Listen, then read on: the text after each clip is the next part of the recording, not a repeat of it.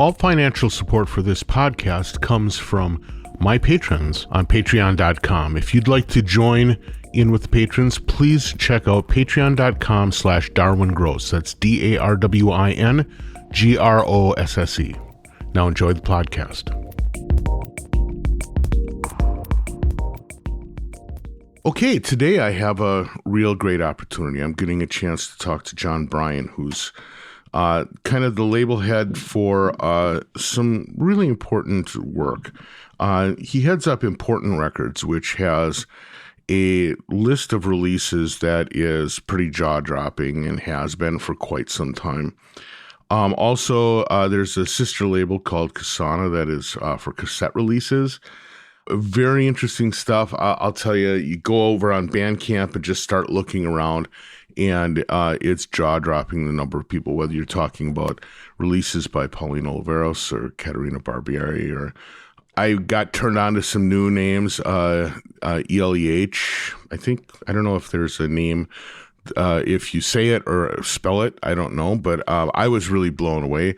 And also kind of relating back to an earlier podcast, there's about to be a release of some of Todd Davies' work as well, which I'm very excited about because I'm a huge fan of that. So for all of that, I am going to stop talking and we are going to let John talk a little bit. So, hey, John, how's it going? Good. How are you? I'm great. Thanks a lot for taking time out of your schedule to have a chat, and especially for taking time away from your COVID hideaway. This has got to be, it's got to be a little bit unnerving to have to try and simultaneously run a label and hide in your home. Yeah, I haven't even known really where to start. It sort of took me off guard. I mean, I'm used to I work from home. Our office is out in a barn. Then I have a little studio in the house.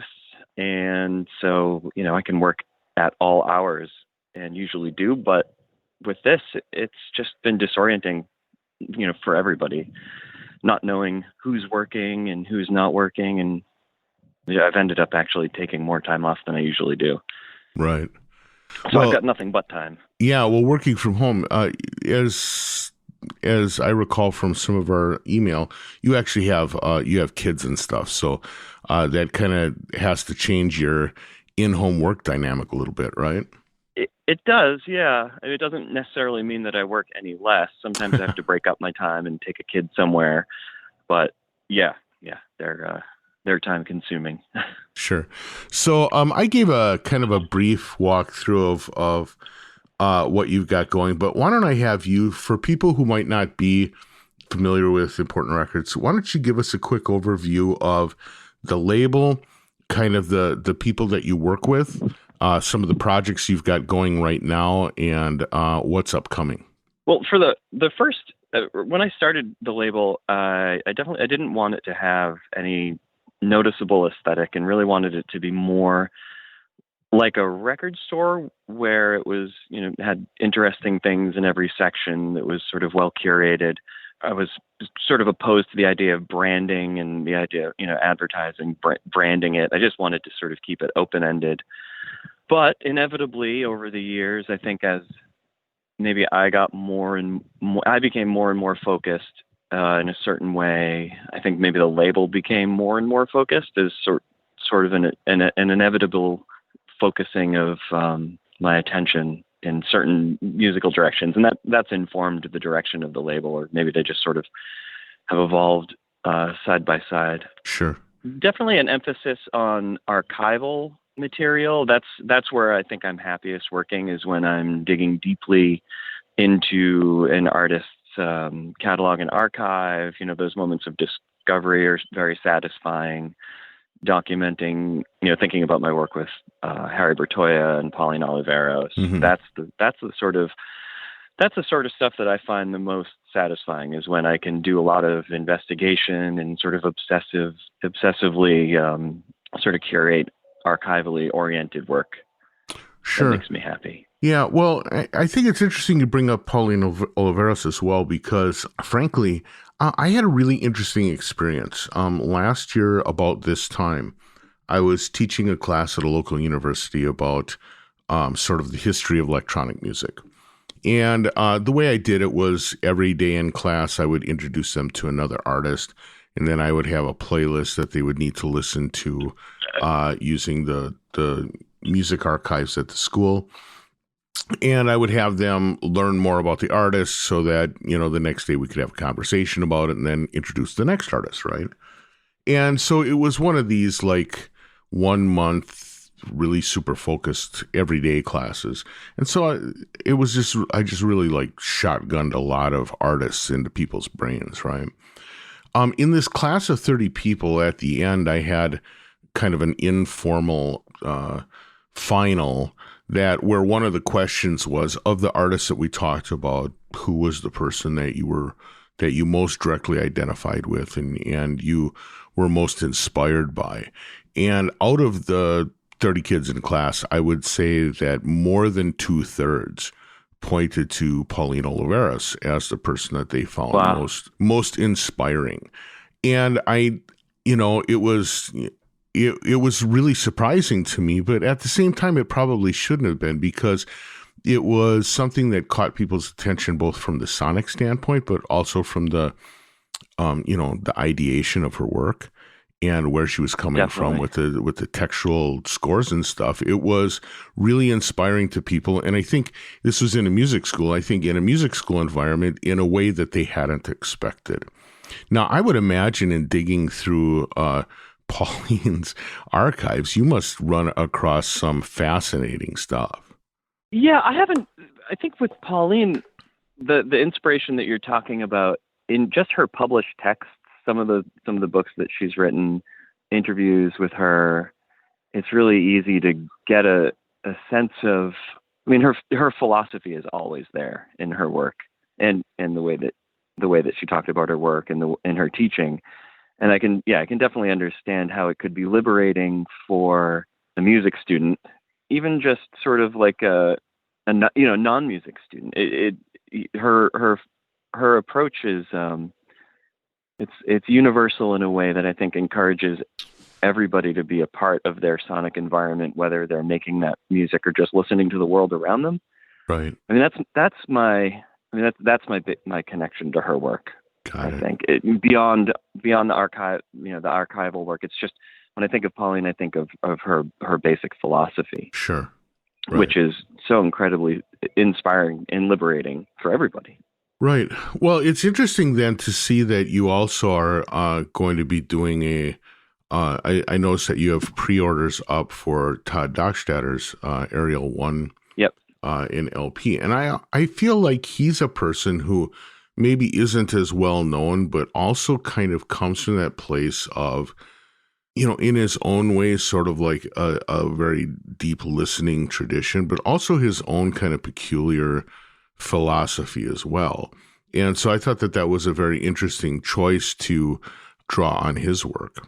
Yeah, I was just, obviously a super fan of what he was doing without even really thinking about his background or where he came from or knowing very much about him. Mm-hmm. And I've learned quite a bit about him in the process of putting these projects together. But one thing that he might have in common with Oliveros is that they're both, at least, early on, sort of shunned institutionally, or, they weren't part of right. Electronic music. Yeah, established electronic music studios. Talkstarter was rejected. Right. But then found their own path, or, created their own path forward, which makes that work sort of unique and individualistic in a way that maybe other artists who are more institutional aren't.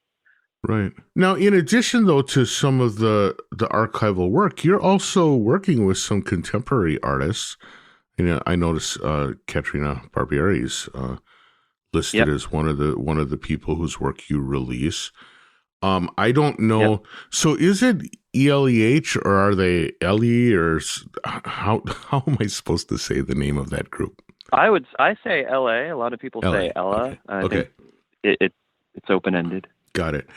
Well, that I don't know the history of that group, but when I listen to the work, it sounds definitely very modern and minimalist, but modern. And so I'm assuming that these are some contemporary artists you're working with as well. How do you determine whether someone who's doing contemporary work fits within the scheme of what you're trying to accomplish with Important? Well, I mean, it was really just, it's always been kind of just a gut reaction in a lot of ways. If I really love something and it's new, then I want to try to figure out a way to release it. But it's not, I mean, that's a hard thing to do for a label, to put out, an artist who's completely unheard of. And sometimes when we do it, we're successful, and sometimes we're not. And that's challenging, because, that's my job as a record label, is trying to help get exposure for new music. So it's it's so incredibly satisfying when those things work out. And Katerina, that's probably been one of the biggest new artists that we've released. That stuff really just, her work just has legs, and people are so excited about her, and it's still growing. But with her, it was easy with her because she, expressed a real excitement for the label. And so she's drawing a lot of inspiration from the records that I've put out, which makes it that much easier to release her work, because people who love the label are maybe going to hear some of that in her work. Right. Sure. That makes a lot of sense. Well, one of the things I like doing in my podcast is talking to people about how they got to where they are. And you kind of span a lot of really interesting stuff. I mean, you're an artist yourself, but you have this label where you're working with artists. You have this kind of practice that's digging into the archives and the history of electronic music. And you've put together this tremendous body of work. How many releases are you at this point? We're approaching 500. That's unbelievable. Which it is unbelievable. 20 years. So. Yeah. Wow. So the question that I have is, how did you get into this? I mean, how did you first get into music and get excited about music? What made you decide that doing a label was part of how you were going to do this? And what was kind of the breakthrough that made it really work for you? I think in terms of my earliest exposure to music, it's probably kind of, music is so universal, and I think to some extent everybody loves music. So my earliest memories are trying to play a Neil Diamond song on guitar that I was hearing at home, and listening to my cousin's records, a cousin who's a lot older than me, and then growing up in a musical family and having just a lot of, it seemed like all of my friendships were sort of based around being excited about music. That's always like, music is sort of how I see everything almost. It's just an obsession. And it's also maybe the only thing I've ever been really good at focusing on. And usually my top priority was music, kind of an obsession. And then after college, I just felt like, looking at my collection of music and just feeling like, knowing that there's a lot more, or during college, knowing that there's a lot more out there that I wanted to have access to. So I figured I would either work at the college radio station or a record store where I had some friends. And the station I trained at the station, but the schedule was booked. And I was lucky enough to end up getting a job at Bull Moose Music in Portsmouth, New Hampshire, where I worked for 2.5 years. Oh, okay. And during that time, I did some buying. So I knew distributors. And when the manager was fired, I was the assistant manager, and I wasn't going to stay and look for anybody else. So I quit, and I'd been buying from distributors and selling online for a little while, even when I was at the store. And I had a little bit of money saved up because I'd been selling. We were basically getting promotional posters to hang up, and everything else was getting thrown away. And the guy who sold used records at the store said, "You know what? You should really be selling these on eBay." Oh, right. And I did, and that helped just sort of fund early releases. Okay. That, maybe I wouldn't have been able to pay for otherwise. And that actually made a huge difference.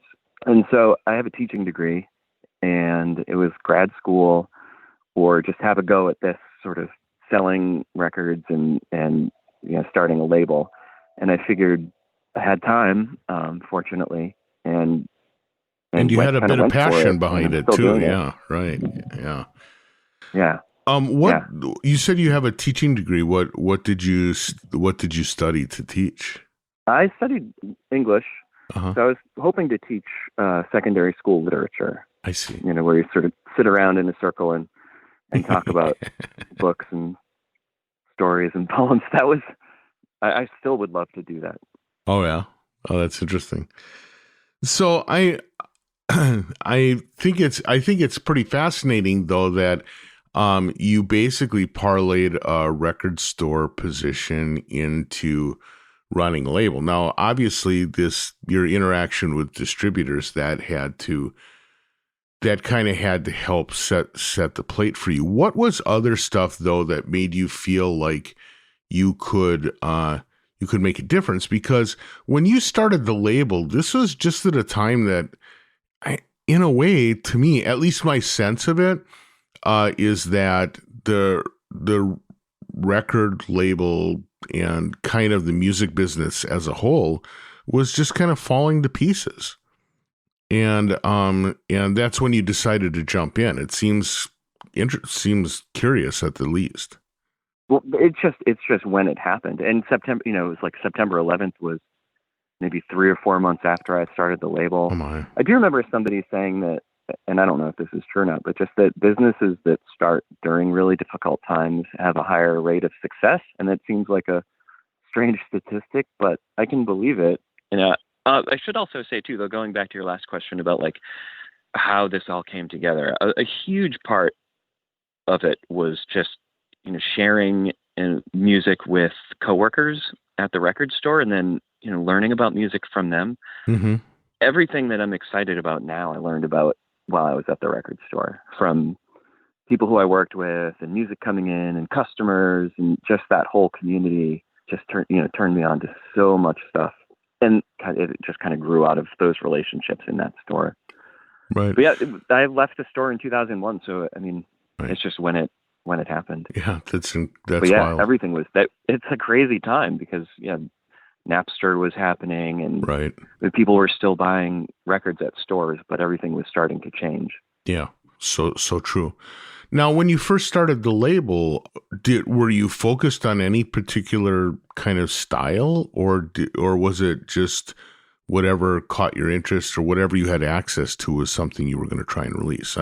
Did you start off? I mean, because now you do all of that. Okay. The first record was Daniel Johnston, who I was obsessed with, and the second was Merzbow, who I was also obsessed with. Yeah. Okay. And I think that sort of just set the tone, set me on my course. Yeah. That's funny.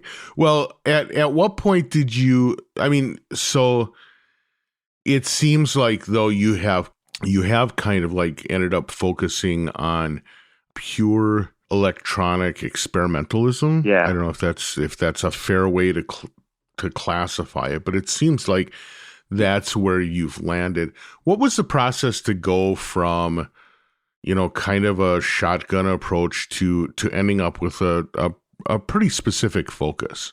What were the things that kind of like funneled you in that direction? It might be in part technologically oriented, because when I was at the record store, I overheard a conversation about analog synthesizers, and at that point, you know, I grew up sort of playing guitar and stringing pedals together, and mm-hmm. I never played keyboards. I didn't know about that kind of technology, and when I heard about an analog synthesizer, it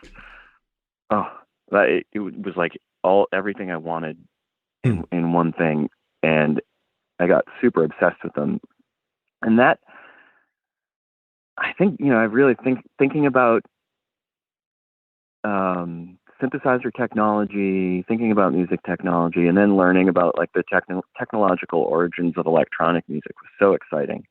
And I think that, and I also, part of my personality, part of how I approach music is I always want to deconstruct what I'm listening to. I want to know where it came from. I want to hear, you know, everything that inspired it. And so backtracking and looking into the past is something I do naturally when it comes to music. So getting close to the origins of electronic music was something I really wanted to do. And I feel like I'm still doing it. I mean, that's how I kind of approach this whole thing anyways, is that I'm kind of learning as I go. Looking backwards technologically brought me to the origins of electronic music. Got it. And the sort of classical electronic studios. Yeah, I would say that I think that that's something that actually is going to resonate with a lot of people. It resonates a lot to me, this idea that when you kind of get something in your head, part of what you do is you dive into the history of it and really understand where it's coming from. There's a lot of fascination for me in that. And also it's one of those things that, to me, I don't know, I'm inspired by history. I'm inspired by the power of history and the work that people have done to get to where we are today. And so I think that's some of what really rings true for me in the things that you're mentioning. Now, when you decide to dive into this, when you decide to kind of get like obsessive in archival stuff, what does that look like for you? I mean, are you like combing through libraries and texts? Are you trying to track down released material or unreleased material? When you're working on some of this archival stuff, what does that process look like for you? The process is oftentimes determined by the archives of the artists themselves. So, with Harry Bertoia, that's been probably the top experience for me archivally, because I all of a sudden had access to hundreds of quarter-inch tapes that hadn't been transferred, hadn't even been listened to, thousands of slides. I mean, all the writing, so much material was available. Where did this material come from? This was all in Pennsylvania. All the tapes were in his barn. A lot of his selected sculptures were still in the barn. So his sort of orchestra of really sympathetic sculptures that just sound wonderful together that he had curated was still in the barn with all of his tapes. Unbelievable. His microphones still hung from the rafters, and then all of the slides. There's the Archive of American Art has all of his paper archive, so it was easy to get access to that stuff and just start putting it all back together. I got some interviews that were full interviews that weren't published, and it was like the more I looked, the more I found. Whereas DocStarter is kind of the opposite, and there's not. I should say too that this guy Justin Brierley brought me the DocStarter archive. He had done all the audio archiving as part of a PhD project. Yeah, I did an interview with him a while back, and it was fascinating the history he was able to bring into that. Yeah. But so a lot of the DocStarter materials were lost over the years. I think some of it was maybe even lost in a storage container. So that was unsettling, because I came at the DocStarter stuff coming out of Bertoia and just wanting to recreate that rich experience of having access to so much material. And I had so many questions, and I was so curious about it all, but there was just very little to deal with. There's somebody like Oliveros, most of that archiving has already been done. So it's a matter of borrowing or getting access to materials in the various universities that she taught at. So it's always different. It depends on the circumstances of the artist and their archive. So how do you make the decision of who to dig into? I mean, is it like in researching one person, you're turned on to the next, or is it more like in the process, you looking over the history of the canon and deciding, well, how do you make those decisions? How do you decide when you're going to pursue something? Following my own curiosity. And sometimes it's just thinking about the canon and thinking about these names who you hear a lot and diving in, or, sometimes it's just someone mentioning someone, and then I'll start listening and get excited about it and try to figure out okay, what can I try to release from this artist that hasn't been released, or, should I ask this person if they have material? I send a lot of emails and ask a lot of questions, make a lot of phone calls. And, but it's really just, most often it's just following my own curiosity, which has been piqued usually by, it's the same way it was when I was a kid reading an interview with an artist and they mention artists who they like, and you go find those artists to get closer to the source, and there's a lot of paths that you can take. It always, I mean, when I see some of these names, they're almost, I mean, they represent the names of, for me, a lot of my heroes, right? And it seems like it has to be intimidating to make that email or making that phone call and saying, you know, are there archives Definitely. that I could dig into, or is there, you know, it's sort of like it. This is going to sound funny, but and this is going to maybe belie my like Midwestern roots here, right? But in a way, it's sort of like saying, "Hey, can I dig in your underwear drawer for a minute?" You know, Right. I would be Right. really intimidated asking that question. How do you get to that first question? The relative anonymity of emails makes it easy to just sort of blindly send a message to somebody. I'll labor over what the note will say, and I'll take my time to write it, but it's not like having a face-to-face conversation. But then again, I've done it I can do it face-to-face easily too, because I think really people know that you want to help, you're truly passionate about their work, and you want to do it. You really want to do what you can to get it out there, and you're really proposing you want to team up with these people and work together to bring something nice out into the world. And I think most people are pretty open to that. I haven't worried about it in a long time, I think, because I have more of a track record these days. Sure, right. Early on, I knew that I could do good work, but why would anybody work with me? Why would anyone trust you to do it, right? Yeah. Yeah, well, because I imagine in some cases you're having to work with either people who are trying to protect the work of someone that's no longer with us, or their estate or something like that. And so then there is this desire for them to be just as concerned about protecting the historical record as it is to like get stuff out, right? Yep, definitely. Very interesting. Well, I was just going to say, yeah, you're right. The difference between working with an artist and then, working with an artist versus working with an estate. And then sometimes you're working with an artist, and unfortunately it becomes an estate. And that's heartbreaking. Right. So one of the things that you mentioned, and I'm going to actually ask you to sort of like help me come up to speed on something, because you mentioned it a couple of times in our preparatory conversations, and that is something called sea stones. Can you explain? It's something that I know that you're kind of into. Could you explain a little bit about what that's about? It came up first when we were first having a chat. You were trying to get something put out that was going to be available for Record Store Day, and it's come up again in some of our discussions.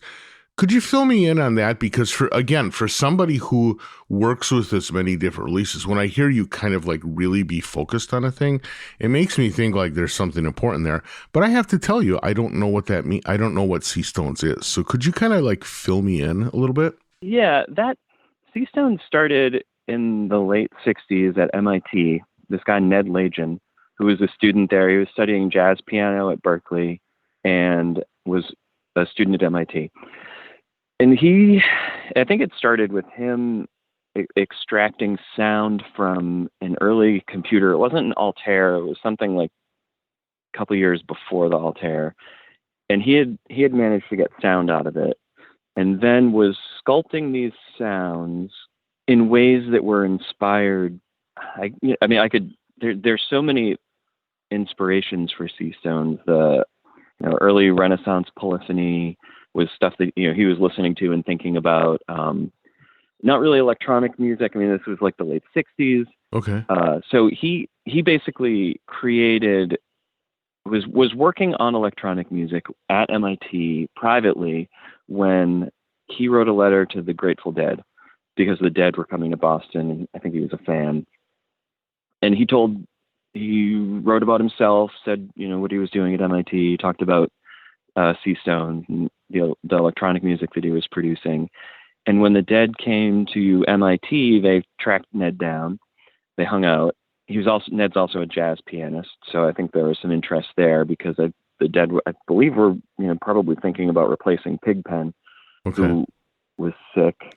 And so he ended up friends with the Dead and jamming with them a lot. And this was still early days. So they were working on a session in California together, and Ned had been working on all sorts of, and that, you'd be better off talking to him about this to really get the backstory. Right, sure, okay. He just basically ends up weaving together, all manner of electronic technology that was available by this point. It's the early 70s, and creates this sort of organic network of technology and musicians to create C-Stones.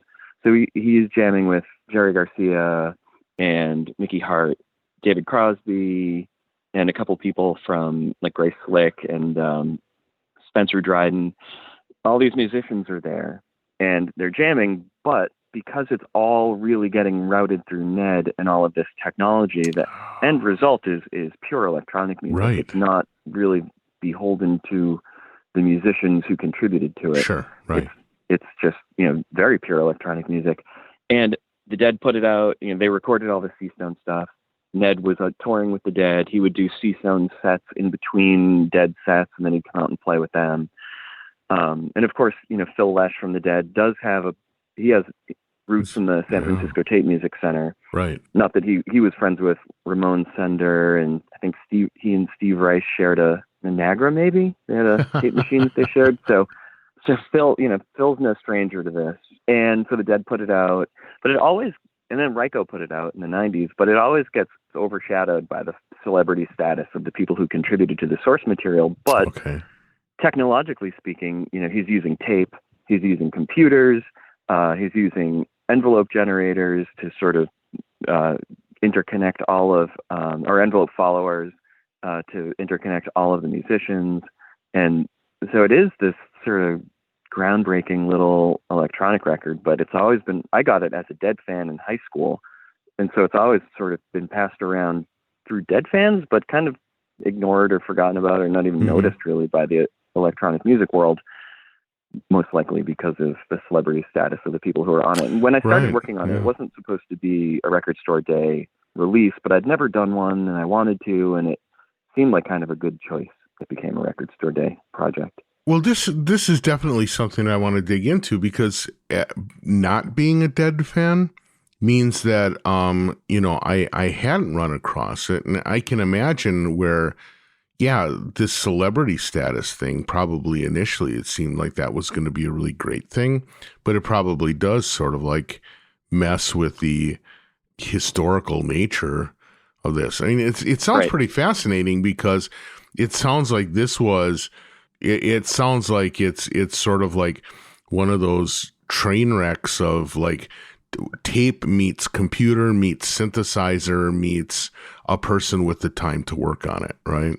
And it sounds pretty fascinating. Yeah, and it's all done so well that it just sounds like beautiful, dynamic electronic music. And the idea too is that it's sort of, the idea of C-Stones is the way that every time a wave breaks on the shore and it rearranges the rocks, and they're always perfect when that wave recedes. Sure. And so digitally, there are all these little, none of the pieces are too long, and you're supposed to be able to listen to it on random and have it just kind of work seamlessly, which doesn't really work that well on LPs, of course, but it sounds beautiful in any order. So the record that we're putting out is some released material, some unreleased material, and hopefully we'll be doing more in the future as well. Right on. Now, one thing for your label, I noticed that an awful lot of stuff that you put out is, at this point, is LP only, although you still do occasionally put out CDs. Are you doing digital releases of everything simultaneously, or do you only do digital releases of certain work? We try to do everything that we can digitally. Sometimes there's stuff that we can't release digitally, but it's also challenging just sort of to keep up with just the organizational aspects of digital. I haven't, that digital wasn't really my focus.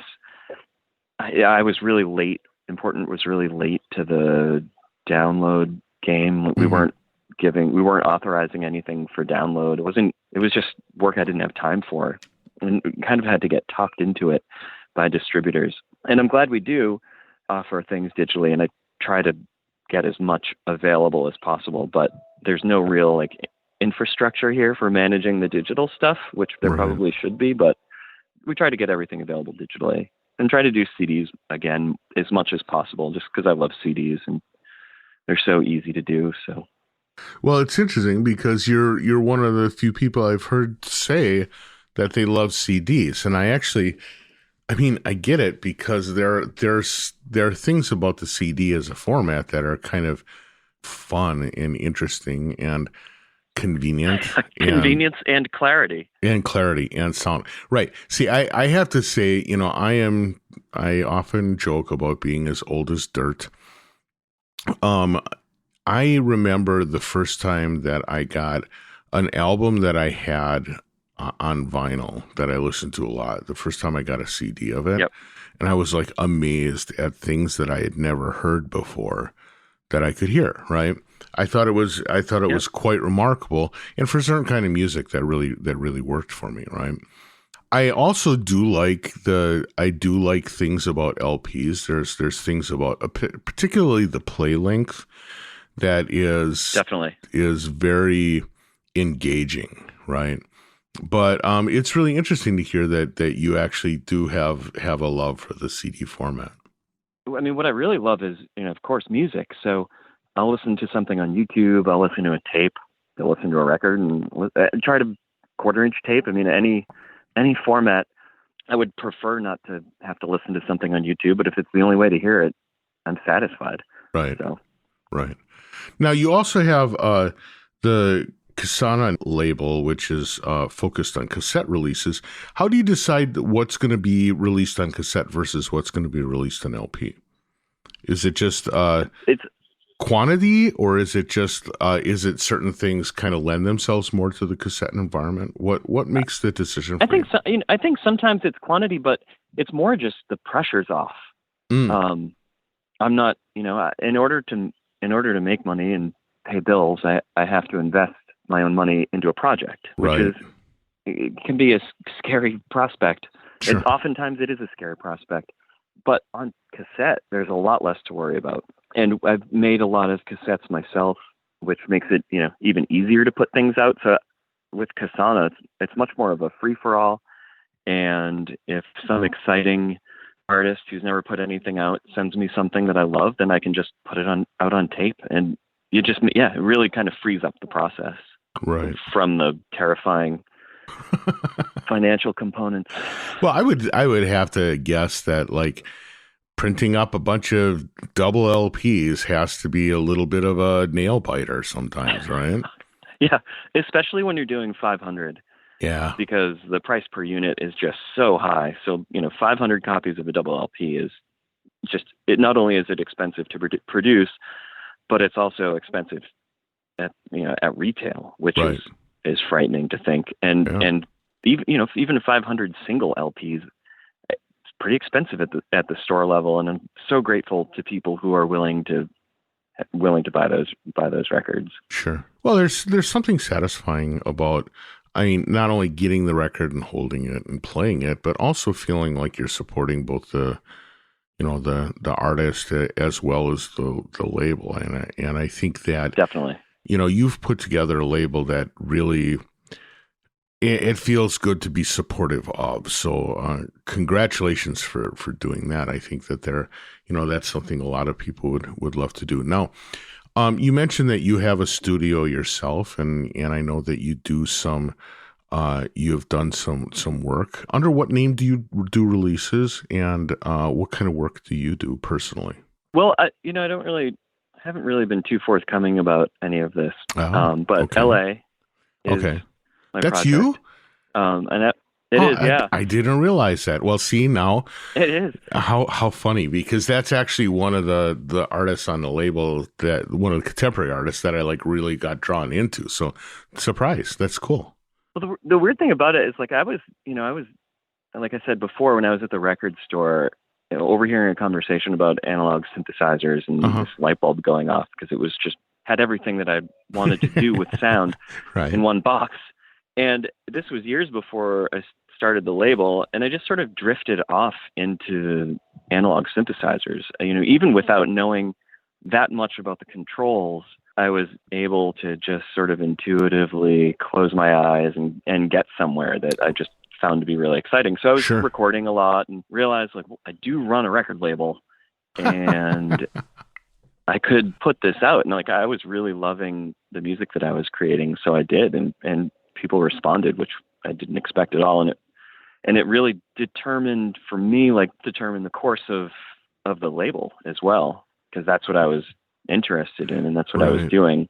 That's fascinating. That's amazing. But sorry, maybe I shouldn't have known that. Maybe it's better that I didn't. No, I try not. I mean, I didn't. There are a lot of reasons not to put that information out there, and probably because if nothing else, you don't want it to look like, well, here's my label with all these important people and me. You're right. Yeah, there's like the vanity label aspect, but more than anything, it was just like self-consciousness, I think. And now, I mean, I like the idea. I mean, it kind of went back to like literary criticism for me, where the idea of like reader response, the less information, just whatever your response is valid. So by putting the least amount of information out there with something, it sort of gives the listener more power, or gives the listener more. Yeah. And I love that about it. But I also, like, growing up, my friends were the artists. I was like the musician's friend who also played music, but I took my friends seriously, but didn't really take myself seriously. And so I was not prepared to own up to the music that I was making and talk about it, because I just didn't felt like that was something other people did or my friends did. And I didn't really feel like, at least verbally, I didn't feel like I had much to offer talking about it. Yeah, well, that's interesting though, because this idea of sort of, particularly the analog synthesizer, as being something that like speaks to people almost at the cellular level. I've actually known a number of people who didn't really consider themselves even interested in making music, or they just peripherally felt involved in music. And then they got into the analog synthesizer, and there was something about it, maybe because simplicity on a modular synthesizer or an analog synthesizer can still have like tremendous depth. Oh my God. Yeah. I mean, I consider them to be very like organic acoustic instruments. Yeah. It's the sound of electricity, and electricity is a naturally occurring thing. Yeah. It's vibrating atomic elements, right? Yeah. Yeah. I don't need anything else. I just need a couple of oscillators, and I feel like a world of music is in there. There's rhythm, and there's harmony, and there's the thickest imaginable timbres. It's all there. Right on. Yeah. So yeah, I'm not surprised. I mean, there's an analog synthesizer is a magical thing. Yeah, it really is. Well, John, unfortunately, our time is just about up. But before I let you go, can you fill us in really quickly on what are some of the upcoming things that that both labels have kind of up their sleeve? What's going to be coming out shortly? Well, I recently sent off 5 Kasana projects to be manufactured just before we kind of all went into lockdown mode.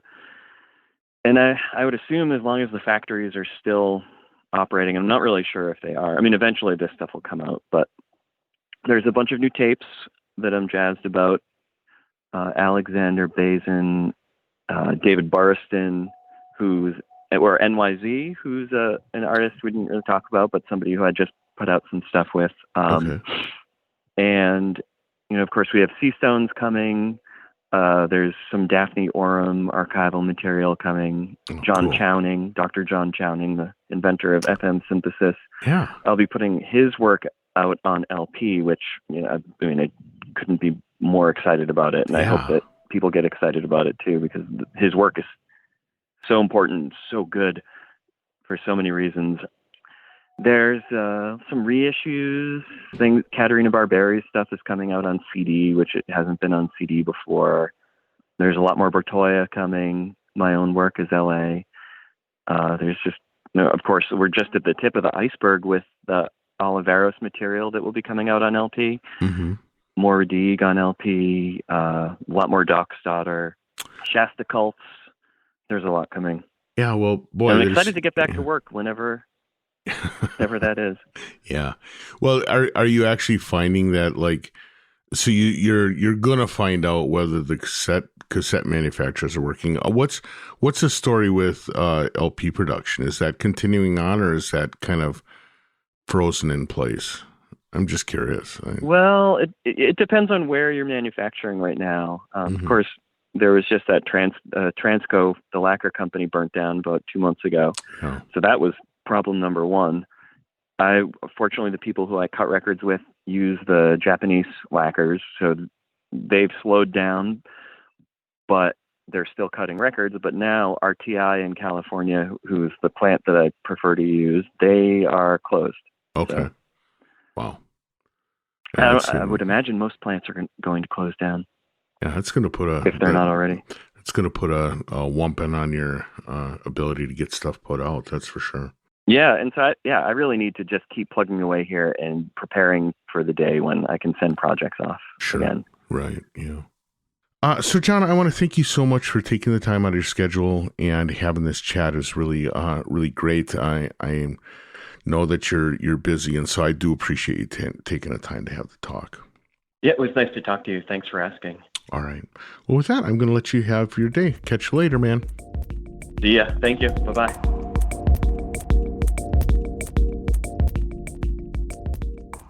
Many thanks to John for the great talk. It's very exciting to hear about how that label has grown.